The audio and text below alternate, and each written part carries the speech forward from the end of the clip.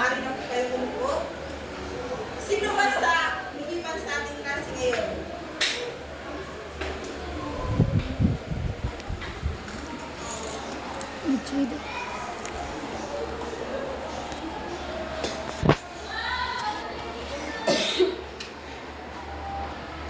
Okay, maganda kung walang lumiban para hindi mauli sa ating klase.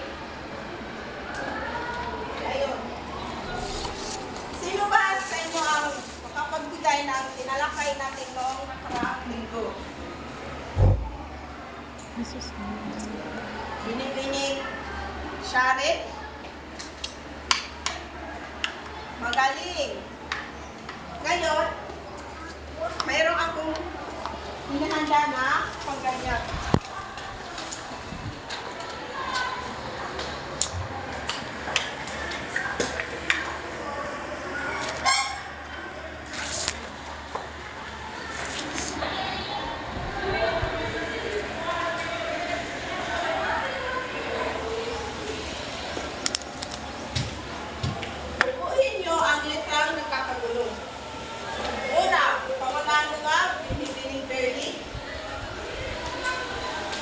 Magaling.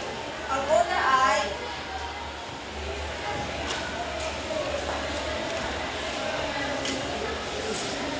tauhan. Pangalawa, binibining masirat. Magaling. Tagpuan.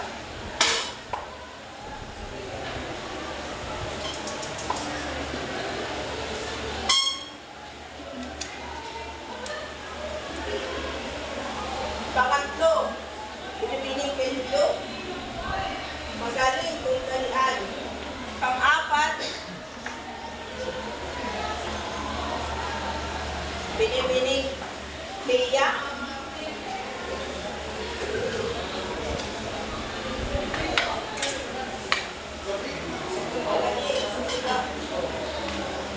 Pang-apat, binibining hiyas.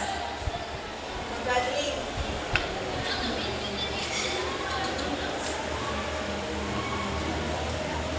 Wakas. Ang panghuli, Pinoong dyan.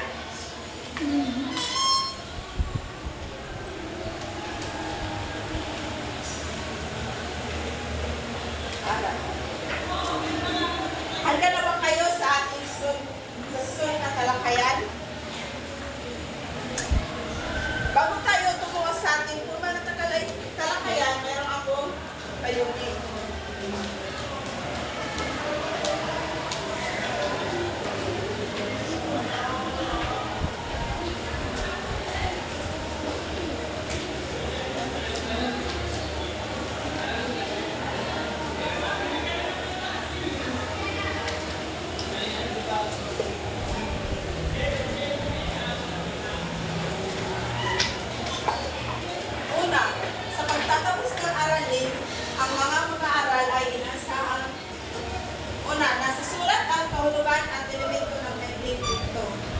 Pangalawa, ng pagkakagahan ang maikling pinto at elemento ito. Pangatlo, nakasulat ng sariling maikling pinto. Ngayon, may idea na ba kayo kung ano ang ating tatalakayin ngayon?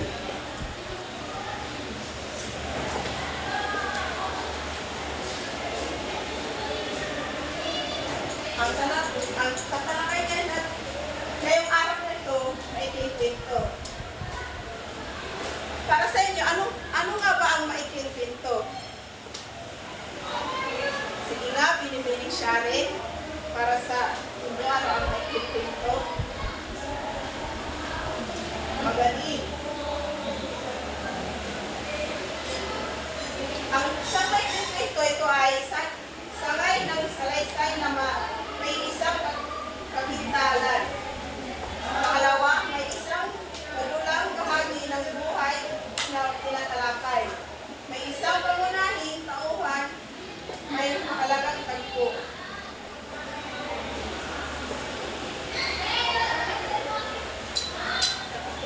Si Theophrastus A. Rosario ang tinutuloy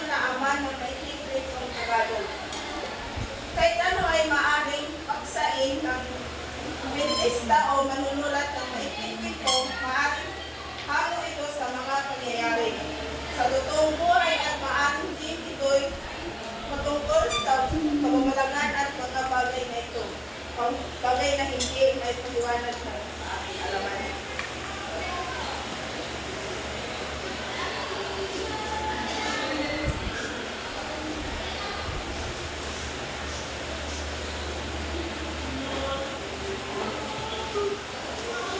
Sunod, mga elemento ng maikling kwento. Mayroon tayong una, tauhan, pakibasa nga, binibiling kembyo. Maraming salamat. Sa madaling sabi, ang tawa dito ay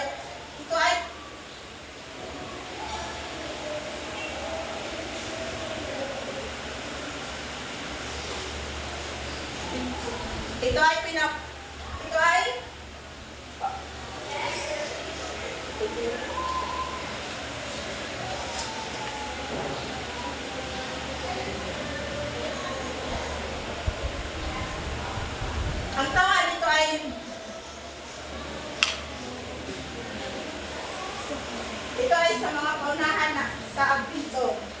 Maari siyang mabuti o masama. Pangalawa, tagpuan. Ito ay kung saan tagpo ng kwento, kung saan kayo magtupos pag gumagawa ng kwento. Pangatlo. Ito ay tumutukoy sa pagkakasunod ng mga pangyayari sa kwento. Mayroong 5 bahagi ng kwento. Mayroon akong dito hinandang 5 bahagi ng kwento. Una, panimula. Ang panimula dito nakasalalay ang kawilahan ng mga mambabasa. Dito rin kadalasan pinapakilala ang iba sa mga tauhan ng kwento. Sa isang maikling kwento, mahalaga ang panimula. Pangalawa, saglit ng kaligsahan. Naglalahad ng panandali ang pagtatagpo ng mga tauhang masangkol sa suliranin. Kasukdulan. Ito ang pinakamataas at panagig na pangyayari sa ibang kwento. Dito nangyayari ang problema sa kwento.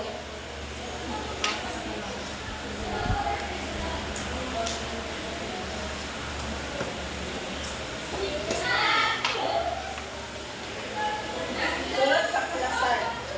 Ito ay tumutukoy sa parte kung saan unti-unti nang naayos ang problema. Sa madaling sabi, dito daw na unti-unti ang naayos ang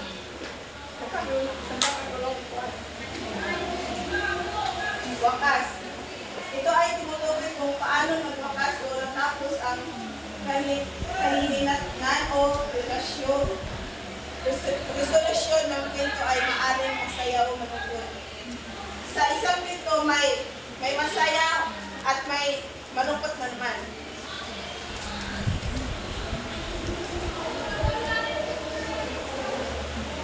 Pang-apat, suliranin. Ito ay tumutukoy sa problema ikinakaharap ng mga tauhan sa kwento.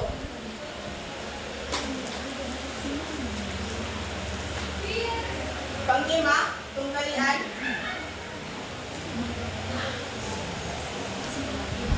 Ito ay maaaring tao laban sa tao, tao laban sa sarili, tao laban sa lipunan, at tao laban sa kalikasan.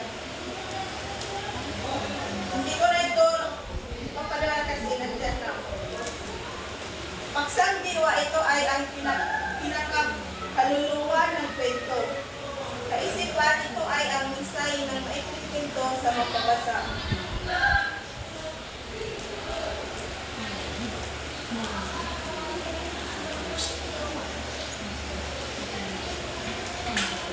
Ngayon, may katanungan ba kayo? Kung wala ako magtatanong sa inyo,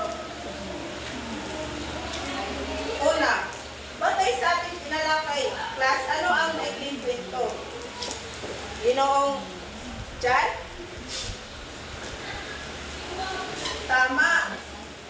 Ang bakit? Pangalawa, sino naman ang tinuring na ama ng maikling kwentong Tagalog? Binibining Okias? Tama, si Dio. Si Rosario. Ano-ano naman ang elemento ng maikling kwento? Binibining learning? Tama. Pang-apat, ano naman ang limang bahagi ng bangkay? Binibining sirap?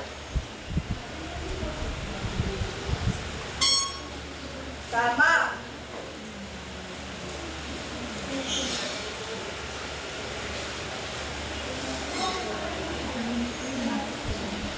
Ngayon, kumuha. Ngayon, kumuha ng one word.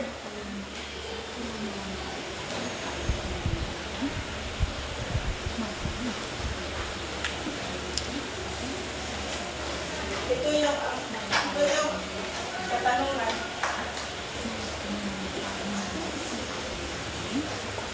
Basahin at unawain ang mga sumusunod, isulat sa isang malinis na papel ang tamang sagot.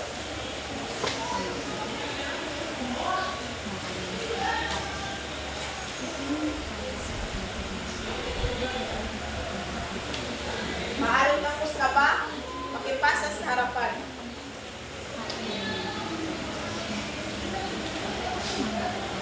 Ito yung gawain sa bahay nyo. Papasa nyo ito sa susunod na pagkikita natin. Magsaliksik ng isang may pinto at ibigay ang mga tauhan at tagpuan paano nagwakas ang pinto at ang aral ng ako. Wala ang aral.